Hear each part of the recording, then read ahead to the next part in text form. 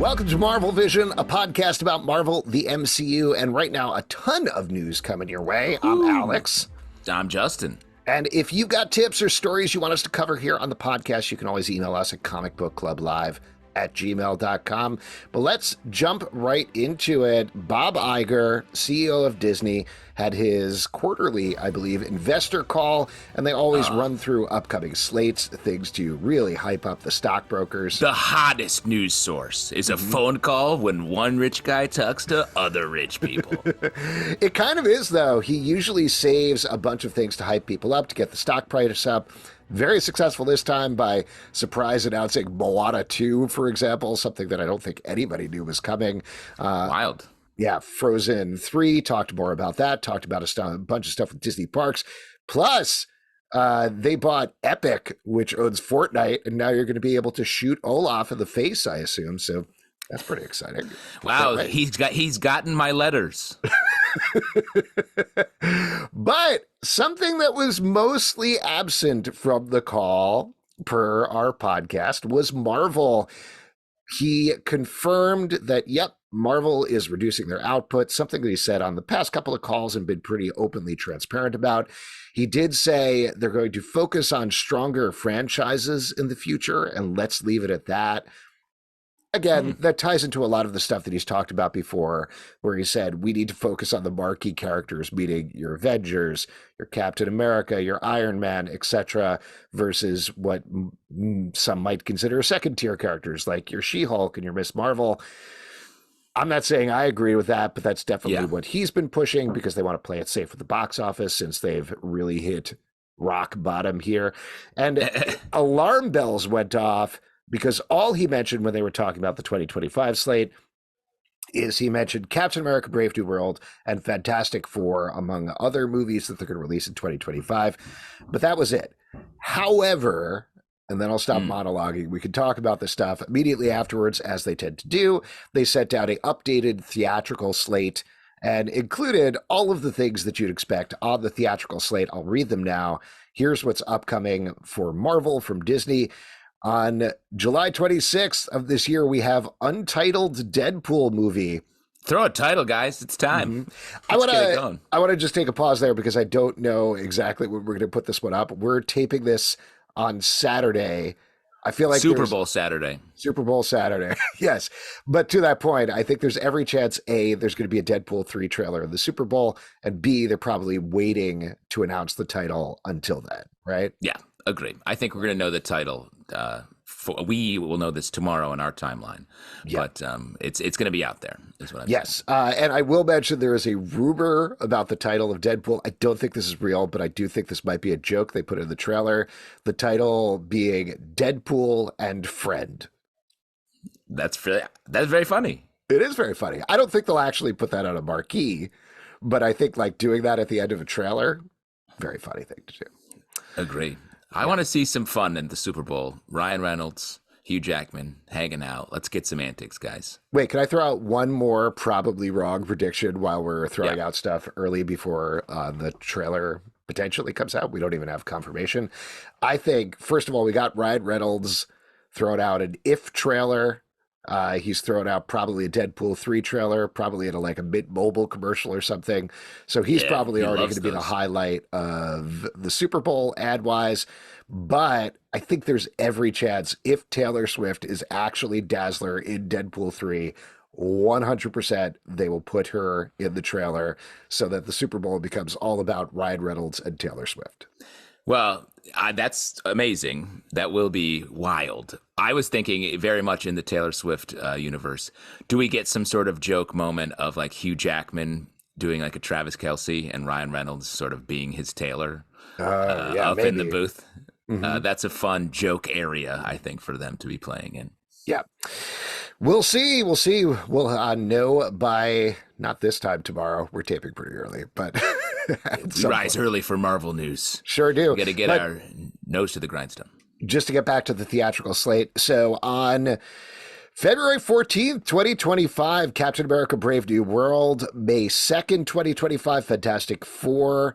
July 25th, Thunderbolts. November 7th, 2025, Blade. And then jumping forward to 2026, on February 13th, we have Untitled Marvel, everybody's favorite property. Can't wait to watch that. May 1st, we've got Avengers: The Kang Dynasty. July 24th, Untitled Marvel. November 6th, Untitled Marvel. And then all the way, May 7th, 2027, Avengers: Secret Wars. Now, I have a couple of thoughts about this, but I'm curious to hear your gut reaction to any of this list. Well, it's interesting we're getting Deadpool this year. But then next year we're jumping back up to 4 movies. That feels like a big famine to feast situation. And the Fantastic Four coming in, a little over a year.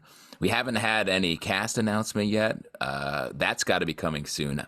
I don't know. This still feels hopeful. There's been Thunderbolts has been also like recasting. Blade, that feels like it went back to the drawing board fully with a whole new script. So this still feels hopeful. I don't know if this is a locked in slate by any means where it is. It never really is the thing. Like, to your point, most of these things are about reserving dates and being like, hey, you stay away from this date. We have a Marvel movie coming out. Whatever, you can't have this. So that way every other studio plans around that and puts their stuff. So they're like, okay, we know this Marvel movie is coming out. It's probably going to dominate theaters for at least 2 weeks. So if we have a big action movie, we want to put it 3 weeks down the road. So it doesn't, we're not going to lose money to that. So that's this game they play, as they like shift around the chess pieces with all this stuff. So to your point, I think this is Disney still not willing to give up these dates, but 100%, many, if not all of these things will move. Like, to your point, my first big takeaway, exactly like you're saying, I cannot imagine that they're like, let's calm down the amount of content coming out from Marvel. We're going to have 1 movie this year, and then we're back, baby, in 2025. Yeah. That's just not going to happen. They're going to do like 2 movies a year, maybe, and they'll have a couple of TV shows, probably mostly animated, at least 1 live action, but they're going to like whittle this down and space this out significantly, I think. Well, and to that point, in the gamesmanship of it, like, what's going to be competing with Superman? Like, which of these movies? Because if Superman's coming in July, you've got Fantastic Four in May, and then Thunderbolts in July. Like, I feel like you want a movie that is a surefire banger to be out there around the same time as Superman Legacy for the media coverage of it, which will be a little bit horse race no matter what they do. And that puts the Fantastic Four movie in a hot seat, I think, for has to be good, has to be a winner. I mean, Deadpool, I think, will pay them out. They'll be riding high on that. It's just, can they creatively pull it together when a movie like Captain America: Brave New World feels like it's been troubled? It feels like it's problematic. So, like, I don't know. I think their next big hit has to be Fantastic Four, given this list. But to your point, that's for a Fantastic Four movie that has to be mostly special effects, and they've been dinged so many times behind the scenes for special effects. They got to get that right. There has not been a good take on Fantastic Four yet, with multiple takes on that franchise. I think they know how important that is. They just can't put out like, yeah, it's a Fantastic Four movie you enjoy. Like, 2 to 3 years ago, it would have been enough to be like, oh, thank God, an MCU Fantastic Four movie. Now we're not exactly in the same place, but like Fox Fantastic Four level, they can't do that. They can't even do like 1 grade above that. It needs to be a complete home run of a Fantastic Four movie. And this is sort of the resetting of the franchise in the same way that Superman Legacy is. And that tracks. Fantastic Four is, from the comic book world, is like the core of the Marvel comic universe, and are like essential to what Marvel has been since its inception. It's just a harder movie to pull off because it's not the same themes. It's like a Guardians movie more than it is like any of the Avengers lead up movies, because it's about like family. It's a lot of characters. It's about their relationships, and they're, very quote unquote wholesome. They're very like sort of over the plate. It's hard to find like, none of them are bad or edgy. Human Torch is like a little bit of a jerk sometimes, but he's by no means someone you're like, whoa, what's he gonna say? Well, here, let me throw out a wild prediction at you, which, we know as much as anybody else, but I could see, even with potential trouble behind the scenes, I could see Captain America Brave New World shifts off its date, moves into that May date, because Yeah. even maybe a little later, but like Memorial Day, Captain America, that fits. You got a good tie in there. You throw it in May. It's the kickoff of the summer, basically, even though summer is creeped earlier and earlier every year. And So summer starts on the Valentine's Day, I believe, according to this slate. Well, sorry, let me just take a little sidestep here. How did Valentine's Day become the Marvel Day? Because we got Madam Web this year, Captain America on Valentine's Day next year. The year after that, we have Untitled Marvel, whatever that is. What is the deal with that? Well, I think it is the creep of because it used to be March. There was a big superhero movie in March, and now it just jumped to February because that's when the movie slate is dead. There's not good movies don't come out in January, February, and it seems like Marvel has been like, well, hold my beer. So back to it, though. I could see Captain America moving to the May date. I could see Thunderbolts, if it does actually happen, move to Blade's date in November, and both Fantastic Four and Blade potentially shift to the next year. Whatever else they have planned, I don't know. But those seem like maybe more ready to go than the other things. Like, to your point, I don't know. How do they turn around Fantastic Four in a year and a half? Well, but aren't they? They're probably in the same place. If they've been doing pre-production with that, and Thunderbolts has been in production for a while, but they keep shifting casts. They don't have a full cast yet. So Fantastic Four, same. I feel like those movies could be sort of tied in the schedule. And I just feel like they're going to want a banger to compete with Superman next year. And is Thunderbolts something that feels like detritus a little bit from literally it's a bunch of characters that appeared in other movies that they've scooped together. So I think Fantastic Four has to come, and I would say maybe that leapfrogs Thunderbolts and comes alongside Brave New World next year. Maybe we'll see. Why don't we move on a little bit? Talk about Marvel has released a new official timeline that includes individual seasons of the Netflix shows. It's not a huge surprise, but it certainly places them in continuity. I wanted to get your beat on this because people are freaking out online. They're talking constantly about the Netflix shows. They're inching closer to being canon. Are they canon? Personally, I sort of don't care. It's fine either way. They can address things or not. What's your take on it? Well, the thing is, they happened, right? We all saw them. It's fine. The canonization of it, to me, I would rather see them from just all the stuff we just talked about with the fraught creative place that all superhero content has been in for the last few years. I'd rather see them reset and look at stuff and take elements from it, sort of like what they're hopefully doing with the Daredevil series and being like, look, here's all this stuff you like. We're going to do it in a way that feels better than what we saw before because we want it to be better. So I don't need them to go back and be just, give all these other shows the crown and then and then move forward with them. I want them to just figure out what works and just go. Yeah, I totally agree with that. I also don't think they don't need to contradict anything. We've said this incessantly on the podcast, but there's no thing where it needs to be they do a Luke Cage season 3 or Luke Cage Born Again or whatever they want to call it, being no, he never fought Cottonmouth. Nobody's going to say that. That's not going to happen.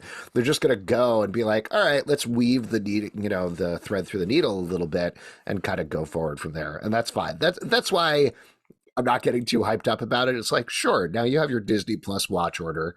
If you want to spend the next couple of weeks watching the entirety of the MCU, I Am Groot is also in there. That's a cute little animated series. Yeah. That's fine.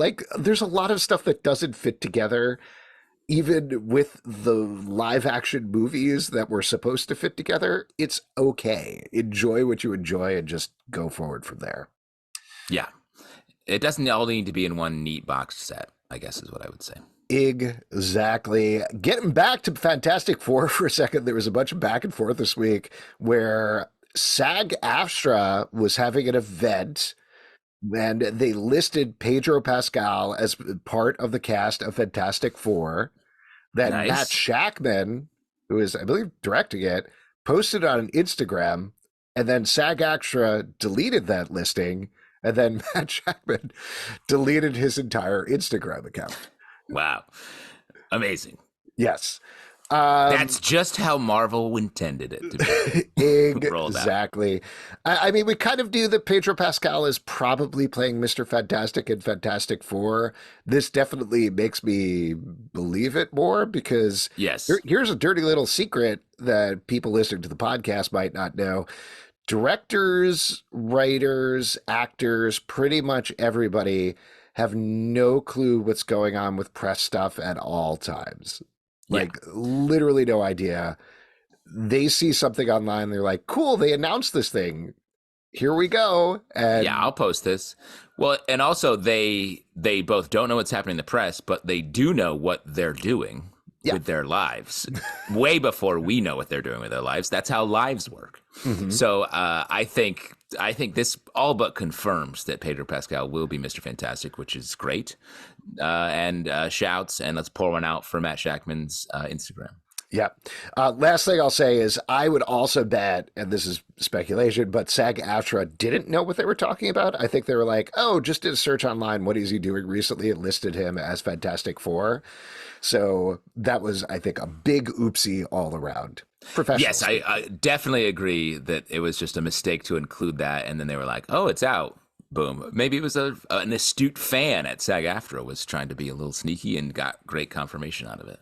There you go. Pretty exciting. I guess we'll probably find out the rest of the cast soon because it's coming out real soon, folks. Let's move on to a couple of more serious stories. The first one, Kumail Nanjiani went on the Inside of You with Michael Rosenbaum podcast and talked about how he went to therapy over bad Eternals reviews. I'm going to read his whole quote about it as was shared by The Hollywood Reporter. He said, the reviews were bad and I was too aware of it. I was reading every review and checking too much.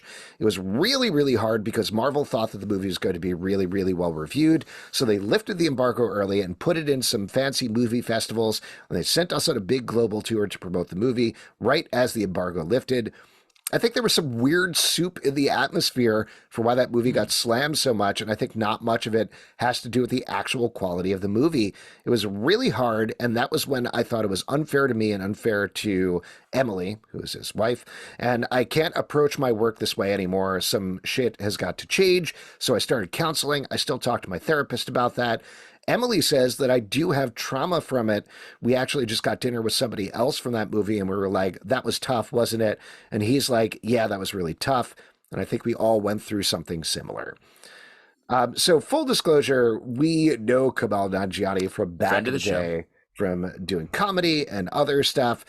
So like that guy, I've been kind of dismayed to see some reaction to this, particularly from critics being like, get over it, man. This is our job. We're critics. When, like, he's being open about the fact that he went to therapy and he was traumatized and upset about something. And I think ultimately that's, frankly, a very positive step if you're feeling something like that in your life to go and deal with it by talking to somebody. Definitely. And also, like, the slapback when that movie was so, like Kumail's saying in this quote, was supposed to be such a big hit. And then it was smashed. Like, I feel like critics were like, they felt blood in the water with this movie and were like, let's get it. And they did. And, you know, it was a movie that also was like Marvel stepping out into like more like prestige-y filmmaking. And I think they were like, no, you stay in your superhero corner from a critical point of view. And, you know, my opinion, it wasn't a great movie, but Kumail, from a performance perspective, was great in it. He did all the roles, and like, for God's sakes, the amount of press about the shape he got in for that movie, like, no one is taking that away from him. And so there are positives there, but when you're feeling that negativity, you can't feel the positive side of it. So, and that's what going to therapy is about, is evening that out and like finding the right path forward. So I think shouts to him for be talking about this and, you know, being in a better place. Yeah, 100%. And I'm on the same page as you. I thought Kumail was great in the movie. There was a lot of stuff to like about it. I don't think it was great overall, but there were things that I certainly enjoyed. I do think the general reaction of like, wow, why are critics so mean? Um, some of them are, but the large majority of critics, I will say, are trying to do their jobs and trying to think cohesively about like the whole of a film, the whole of a genre of film, where it sits in its place. Sometimes you're going very quickly and, we're not all, you're trying to craft your words, and sometimes you just go quickly and use the wrong words or something like that. There are certainly like, not to slag off a portion, but like certainly there's some fan press that is in this race to like have a dunk contest where it's like who can come up with the best pun or insult about a thing. So certainly that exists there. I think there's also the aspect of Kumail is a big old nerd. We knew him from like video game shows that he do live and other things. So getting to be a Marvel superhero is probably a dream come true. And when people are like, this is the end of the MCU, you're like, oh no, what? Yeah. What did I do? So I get that. But I don't know. There's a lot of different things I think that are at play here. Like you're saying, I think great that he went to therapy about it. Great that he's dealing with his issues over it. I'm sorry that it was a bummer, but also at the same time, slamming critics as a whole, which I don't think he's doing here, is something that I do think needs to stop as well. Yeah, no, I think he was sort of, he talks about it like a force of nature and the timing of the embargo lifting, going to big movie festivals. So like it was really just the narrative of this movie was tough.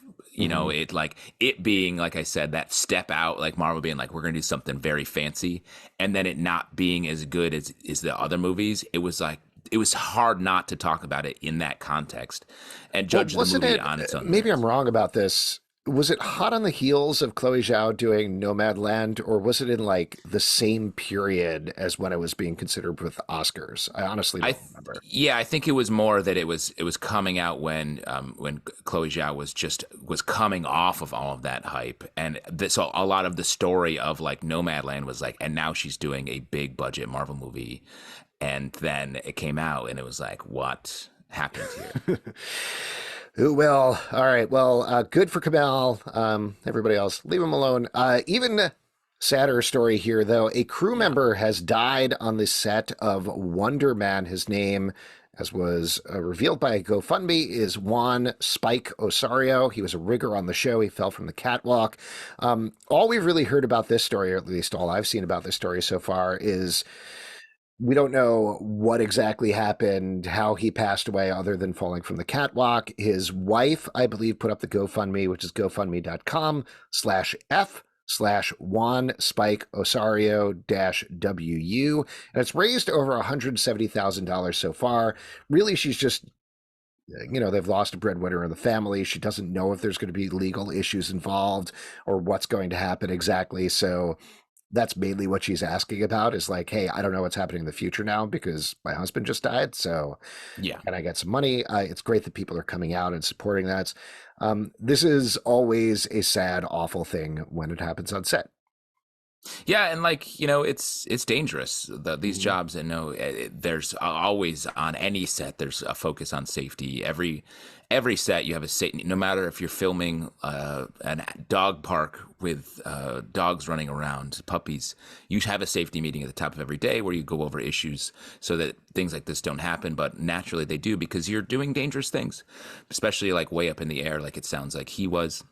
A lot of actors have shared this GoFundMe and are talking about it as a solidarity thing, where like he is an IATSE member, the union of workers that work behind the scenes on set. So like really happy about that, and happy that the family will have some compensation to help them get through this very difficult situation. 100%. So we'll share the GoFundMe in the blurb for the podcast if you want to check it out. Moving on. This ties back to something we've talked about earlier. Florence Pugh says that Thunderbolts filming should begin shortly. In fact, as right after she's done with Dune Part 2 press. She's going to move on to that. The quote that she gave over to, I think it was Entertainment Tonight, I should have written that down, says, "It kind of feels like it might not happen because of the amount of times that it's been paused, which is just a natural feeling. But I'm going straight after this. I'm going to go to Atlanta and start doing some prep, and then I'm off. I'm shooting, so I'll be there. I'll be there for a large portion of time, and it's wonderful. You know, when we shot Black Widow, we thought we were going to shoot the next movie relatively sooner than we did. And it's just been this thing that's been looming at some point in the future, and now it's actually happening. So it feels a little real, but it's coming back. Yelena is coming back." Nice. Great. She still seems like, I don't think this is going to happen. And it still feels like there's a non-zero chance this movie might get canceled, right? Well, I don't know. You really think that? I feel like when she says, "I'm going to Atlanta after this to start doing prep," I believe that. Yeah. Like, if she's going to Atlanta, that feels like there's at least some pre-production happening. And if not, maybe by prep, she means like there's some really good restaurants in Atlanta. So she's just doing like a tour and trying some delicious food. I mean, you think she's just straight up lying when she says, "And now it's actually happening"? So no, it feels a little She real. just feels like surreal about it. And like we talked about, there have been people dropping out, getting recast. I think you said in our Patreon Slack, maybe that, or somebody said that, like, if the director or the writer fall out, that's clearly it. Like, I don't think they're going forward with Thunderbolts. So far, it seems like we've had a big role, which is the Sentry, is getting switched somehow. We have a smaller role, which is whatever AO Adebri, and now I'm forgetting her name, is subbing in. I think that was Julia Louis-Dreyfus's assistant or something like that. But we haven't had any of the big actors drop out, like Florence Pugh, David Harbour, Sebastian Stan, etc. So I guess we'll see. Geraldine Viswanathan, yes, I believe, is replacing Io. I mean, yes, the major pieces are there, and if they have any sort of schedule, they're going there and starting, because they can start doing, to the point you just said, like some of the bigger scenes and set pieces with the main actors, and they can figure out these other things as they're going. Yeah. So we'll see. Thunderbolts moving forward potentially. Next up, there have been pictures aplenty, as we've been talking about, from the set of Daredevil. Lots of spoilery stuff that I don't think we will get into here. But one of the big ones is just Charlie Cox hanging out in his new Daredevil suit. Tons of pictures of that through Getty, through fans, etc. Here's the main reason I wanted to bring this up, because I saw somebody bring this up on somewhere online. But DC, specifically the CW, whenever they were getting ready to film with somebody in a new superhero outfit, they'd always be like, "Here's the official photo." And the reason they did that was they're going to be on set the next day, and they knew they'd be filming outside and it would leak somehow. Why doesn't Marvel do that? I just think their apparatus isn't built, I think, as top to bottom in that way. I mean, I don't know. I don't have any inside knowledge of that. I am reading the book about the story of the MCU from a business standpoint, which has been interesting, but it just feels like they're not as corporate as that. And I'm sure they're corporate in many, many ways, but DC has always been, from the comic book world, top to bottom, the more corporate place where they're just more buttoned up that way. And I think they should start doing that, especially given these photos that are coming out about this suit. It's crazy. I mean, the suit looks great, mind you. Like, it's a really good Daredevil suit. You don't think so? I think it's fine. It's hard to tell based on the pictures. I want a picture that is lit correctly and looks dope. These pictures are like, he looks like he's in big pajamas. And there is one of Charlie Cox just sort of like doing a little showgirl pose, which is very funny. But I don't know. I don't know how we're 10 plus years into the MCU at this point, and we're still getting like set photos from 50 feet away, or just a Lego character blurry that somebody snapped at Toy Fair. They're like, "Here's the new Captain America costume." It's like, just get them on set. You're already on set. Just get them on a green screen, get a shot of them in costume. It does not take that long. You're taking pictures anyway. So just Yeah. set aside like an hour to do that. My God. Making a movie is like taking just millions of pictures, motion pictures. Yeah. And then they go quick. Yeah. Great. Yeah, I agree. Have a little day where you do that. Yeah. Great. Throw a meeting on after it. Put him in the costume. Very fun.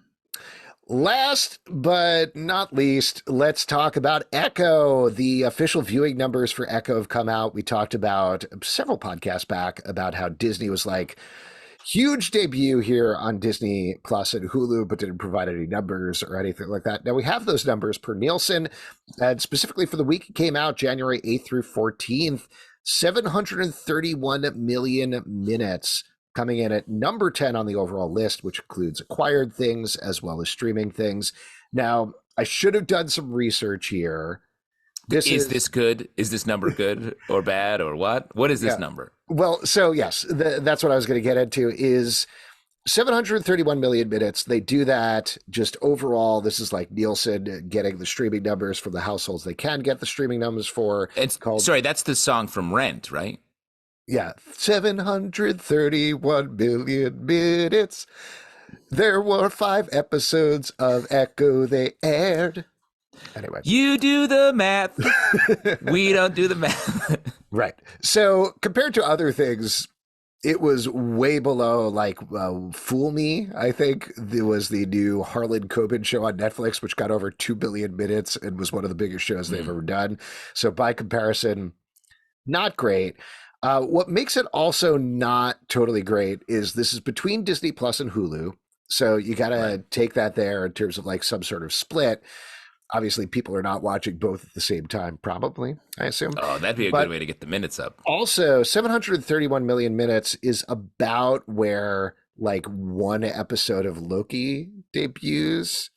It's been lower for the second seasons recently as the shine has gone off of the MCU. But if I remember correctly, back when like The Mandalorian came out, back when Loki first came out, you got one episode there that's getting about the same number. This is 5 episodes with those numbers. So first of all, not a disaster. Like it's on the chart. That's good. That's a good amount of minutes, particularly if they kept the budget low, as has been reported. Not bad, but also not great, you know? But maybe a template to go forward if they, because I bet they didn't keep the budget as low as they wanted to, but they could maybe actually for the next show keep a lower budget and still hit this target if Ekko, a fraught. Everyone was like worried about Ekko, a character that we know from another show but doesn't have like perhaps the largest solo fan base. I think this is a good sort of bar for them to have on the slate here. My biggest question coming off of this is I wonder what Disney and Marvel learned from the binge drop, because if you can get this and you can get on a chart, which is almost as important as anything else, just in terms of advertising, like being like, we were on the top 10 of the Nielsen chart, and then somebody would have to search out to be like, but you were number 10, Yeah. That's a good thing for them to trumpet in reports and press releases and whatever else. So like, does that mean, and it probably doesn't mean this, but does that mean when Daredevil Born Again comes out, they're like, here's all 9 episodes of the same day. Guess what? We're number 1 on the Nielsen charts, Potentially. Well, I think that's the bargain that they're trying to figure out when they drop a show like this, because they need, the way a binge drop is treated, I feel like, is that everyone who watched it probably watched most of it. Or like you don't get any additional, like if this was just, it's like watching one movie, but if they spaced it out, then you would get more numbers, but you might not get as high of a number that we're talking about here that they would need for like something like Daredevil, like you're saying. From just a pure fan point of view, I want it spaced out. I want to be able to watch something, think about it, watch it again. That's fun.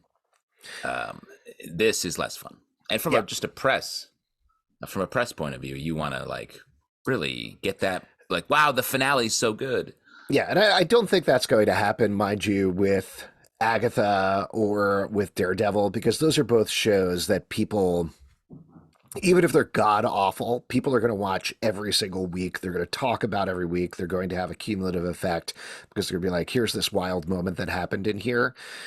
Daredevil, conversely, is a little bit of a question because it was released binge-wise earlier. So I'm sure that's part of the conversation, but I don't know. I think they're going to want to go weekly with that. I think it's the first time I encountered this model was, I think, The Boys on Amazon, but the perfect model is drop 3 episodes. Yep.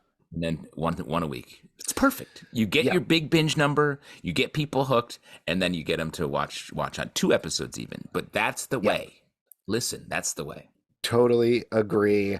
And for all of you out there, if you got tips, stories you want us to cover, you can email us at comicbookclublive@gmail.com. We do a live show every Tuesday night at 7 p.m. to Facebook and YouTube. Come hang out. We would love to talk to you about Marvel.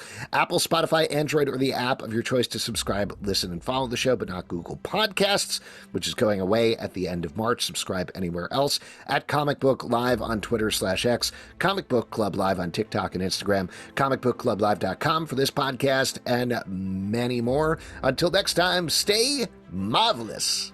I want Marvel to put like my birthday on the slate. Like, let's add some more fun stuff here because it's all stressful things. Yeah, your birthday is Valentine's Day, though, right? That's my relationship birthday.